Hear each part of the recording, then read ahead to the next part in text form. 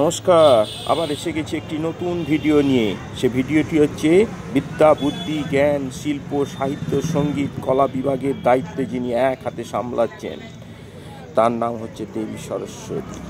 মাঘ মাসের শুক্লপক্ষের পঞ্চমী তিথিতে মর্ত্যলোকে থেকে পূজিত হন সৃষ্টিকর্তা ব্রহ্মার মানস কন্যা সরস্বতী, যিনি আবার দেবদেবী মহাদেব দেবী দুর্গার প্রিয় কন্যাও বটে। সেই সরস্বতী পুজোর সমস্ত কিছু বিষয় নিয়ে আজকে বলবো। আমার সঙ্গে থাকুন, দেখতে থাকুন আজকের ভিডিওটি।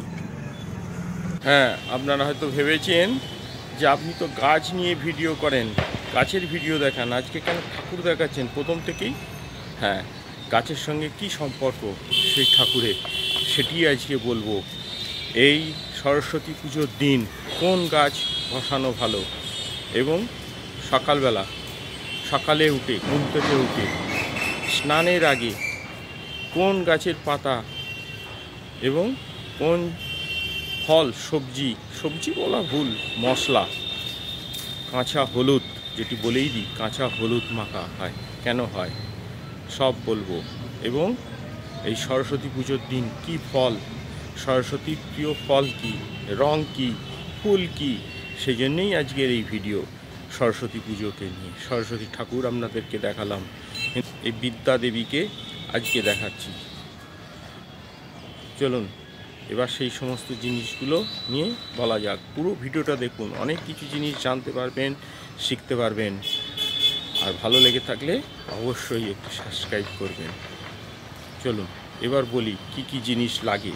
কি লাগে পুজোর সময়? আরও কিছু গাছ লাগে। সে গাছগুলো হচ্ছে পঞ্চপল্লব, তার ঘটের জন্যে পঞ্চপল্লব, বেলপাতা, জগডম্বুর, হোমের জন্যে, এবং দূর্বা লাগে। এগুলো গাছগুলো তো লাগেই, এগুলো সকলেই জানেন। আর লাগে দুটি কলা গাছ ঘটে বাইরে বসাবার জন্যে, তার ঘটে, সেটি হচ্ছে দুটি কলা গাছ। এই হলো সরস্বতী পুজোর গাছ। ফল, ফুল লাগে কি বলুন তো? আর লাগে 3টি ডাব, শীষ সমেত 3টি ডাব, দুটি বাইরে আর একটি হচ্ছে ঘটের জন্য। এই হচ্ছে সরস্বতী পুজোর উপকরণ। এছাড়া আর কি কি গাছপালা লাগে, এবার সেগুলো নিয়ে আলোচনা হবে। এবার সেগুলো দেখেন, আসুন। বিদ্যাদেবী সরস্বতীর প্রিয় রং হচ্ছে হলুদ। আর সকালে ঘুম থেকে উঠে স্নানের আগে যেটি খুব দরকার, সেটি হচ্ছে কাঁচা হলুদ বাটা এবং সঙ্গে নিম পাতা বাটা। সেটি দুটো মিক্সড করে মেখে তারপর স্নান করে শুদ্ধ হওয়া। এটি হচ্ছে সরস্বতী পুজোয় খুব প্রয়োজন। যারা পুষ্পাঞ্জলি দেবেন, যারা স্কুল কলেজে পড়েন, তাদের জন্য খুব ভালো এই জিনিসটি। আরেকটি জিনিস কথা বলি, এই সরস্বতীকে প্রিয় ফল কি বলুন তো? সরস্বতী দেবীর প্রিয় ফল হচ্ছে কুল। এই কুল খাওয়া শুরু হয় এই সরস্বতী পুজোর পর থেকেই। এই কুল খাওয়া শুরু হয়, কারণ কি বলুন? এর একটি বৈজ্ঞানিক কারণ আছে, যেটি হচ্ছে সরস্বতী পুজোর আগে পর্যন্ত কুল যখন হয় তখন কুল কাঁচা থাকে এবং পাকে না, এবং সেই কুল কাঁচা অবস্থায় খেলে পেটের বিভিন্ন রকম ব্যাধিতে ভুগতে পারে ছোট ছোট বাচ্চারা, যার জন্যেই তাদেরকে বলা হয় সরস্বতী পুজোর পর কুল খেতে। কারণ সরস্বতী দেবীর প্রিয় ফুল কুল, প্রিয় ফল কুল, আর সেই কুল খাবার প্রথম দেবী খাবার পর সকলকে খাওয়ার জন্য বলা হয়। এ তো গেল ফলের কথা। আপনারা কি জানেন স্বয়ং সরস্বতীর প্রিয় ফুল কোনটি? এবার আসা যাক ফুল। অনেকে ভাবছেন গাঁদা এই সময় ফোটে, অতএব গাঁদা, কিন্তু না। সরস্বতীর প্রিয় ফুল হলো কি বলুন? কাপাস। কাপাস হচ্ছে সরস্বতীর প্রিয় ফুল।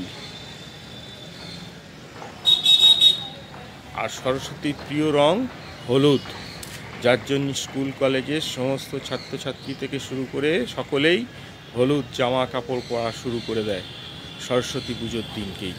এই হলুদ হচ্ছে সরস্বতীর খুব প্রিয় রং। এই সরস্বতী দেবীর প্রিয় গাছ, সেটিও দেখাবো। এই সরস্বতী দেবীর প্রিয় গাছ, সেটিও দেখাবো। সরস্বতী পুজোর দিন আর যে গাছটি বসানো খুব উপকার এবং খুব ভালো বলে মনে করা হয়, সেটি হচ্ছে এই ময়ূরপঙ্খী গাছ।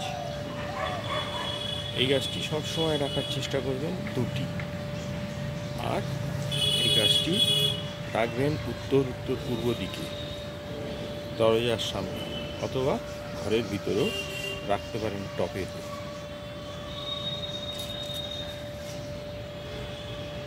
এই ময়ূরপঙ্খী গাছটি। এই সরস্বতী পুজোর দিন কি কি করা উচিত নয়, সেটি হচ্ছে সরস্বতী পুজোর দিন কোনো নখ কাটবেন না, চুল কাটবেন না। এই সরস্বতী পুজোর দিন কোনো গাছ কাটবেন না এই সরস্বতী পুজোর দিনকে। এগুলি একেবারে নিষেধ। কোনো আমিষ খাবার খাবেন না। আর যারা পুষ্পাঞ্জলি দেন তারা পুষ্পাঞ্জলি দিয়েই তবেই খাবেন। এই জিনিসগুলো মেনে চলা উচিত। গাছ বসানো ভালো, যে কোনো গাছ বসাতে পারেন, কিন্তু কোনো গাছ কাটবেন না সরস্বতী পুজোর দিনকে। তাহলে স্বয়ং সরস্বতী আপনার ওপর খুব রুষ্ট হন। তাহলে বুঝতেই পারলেন সরস্বতী পুজোয় ঠাকুরের প্রিয় জিনিসগুলো। আরেকটি জিনিস বলতে বাকি, সেটি হচ্ছে মিষ্টি। সরস্বতী স্বয়ং খুব প্রিয় যে মিষ্টিটি পছন্দ করেন, সেটি হচ্ছে হলুদ রঙের মিষ্টি। সেটি হতে পারে হলুদ রঙের দরবেশ, অথবা হলুদের বেসনের লাড্ডু। হলুদ কোনো মিষ্টি খুব প্রিয় সরস্বতী দেবী।